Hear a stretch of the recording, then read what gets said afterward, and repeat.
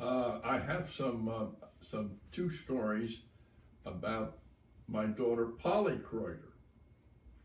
Yes, Polly Croyder. And let me just simply say that now my other children, you have to get you have to be understanding. But I think that Polly Croyder is the smartest Croyder who ever lived, who's ever lived. And I have two stories to tell you about. And the first one, I think Polly was, I wish I'd written down exactly how old she was, but I think she was just barely 3. And I had to find Ellie, her mother, Polly's mother, to sign some important legal documents. And I had to find her that day, and I couldn't find Ellie anywhere. I mean, I called up all her friends, her tennis playing friends, D. Esherick. I called everybody up. And finally, I called Mrs. Gassner up. And I said, Bev, is there any chance that you know where Ellie is, because I need to reach her desperately? And Bev Gassner says, have you asked Polly? I said, Polly who? She says, Polly, your daughter. And I said, why would I ask Polly, my daughter? She's only 3.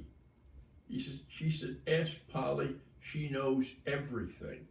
This is what Bev Gassner said. So I found Polly, and Polly gave me the total rundown as to what Ellie's plans were for the whole day. I mean, starting at 8:30, she could tell me what Ellie was doing the whole day. And I easily found out. And I thought that's totally amazing. And Bev knows this. Bev knows Polly knows everything. And I said, and then here's the other story.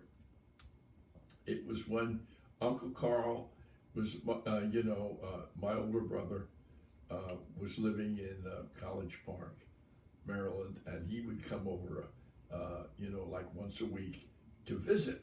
And his visit was really looked forward by Hattie and Polly. They loved it because Uncle Carl would come into the house and announce that the Cookie Monster had arrived. The Cookie Monster. And everybody had to run and get cookies for the Cookie Monster. And Polly loved getting cookies for the Cookie Monster.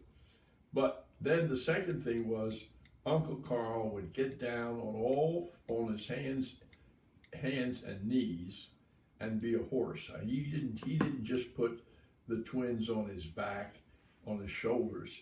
He put them on his back, and he'd go around the house on his hands and knees and gallop all around on his hands. And Polly just loved that. And now, one day, Ellie and I are sitting in our favorite spots. I'm in my chair, Ellie's on the couch, and we're about to turn on the evening news, and everything is quiet in the house. It's I don't know what it is, 6 o'clock or something like that. And suddenly we hear a chair moving in the kitchen, and the chair is being dragged over, and we don't know where it's being dragged. It's being dragged over up to the phone. And back then, the phones were all dial phones. You used a finger and spun the dial. You didn't push a button, you spun the dial. And we hear the dial turning on the phone. Who is over there spinning the dial? We had no idea, because there was nobody in the house but Hattie and Polly. And then we hear this little voice. It says, Uncle Carl, this is Polly. Are you coming over? And let me back up and say that neither one of these kids had ever made a phone call. The phone that was used was the one on the kitchen. It was a stand-up phone, and you used a dial. And nobody did. Polly and Hattie had never made a phone call in their life, as far as we knew. The other phone was sitting down on top of my desk, way up high on top of my desk, and that again was a dial phone. Nobody had ever seen the kids dialing numbers. What number were they going to dial? They didn't know what numbers were. But Polly had known what Carl's number was and how to dial it.